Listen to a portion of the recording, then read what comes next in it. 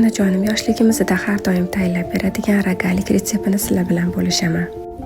3 piyla unga xona haroratida erib turgan margarinni solib, qo'limizda yaxshilab uvalab, 200 gram smetanaga razrexlitsil solamiz va yaxshilab aralashtirib, videoda ko'rsatilgandek qilib xamirli massamizga solamiz. Qo'lga yopishmaydigan yumshoq xamir bo'lgandan keyin ularni zuvalachilarga bo'lib 5 minut dam beramiz. Tingan xamirni yaxshilab ullab, videoda ko'rsatilgandek qilib yoyamiz. Ichiga biz varyonli moloko ishlatdik. Mazasi juda ham zo'r chiqadi. Listimizga oysimon shaklda qilib terib chiqamiz. 180 gradusda tepa-past rejimida tillarang ko'rinishga kelguncha pishiramiz. Pishganidan keyin ozgina sovutib, saxarli pudraga orqa oldini yaxshilab botiramiz.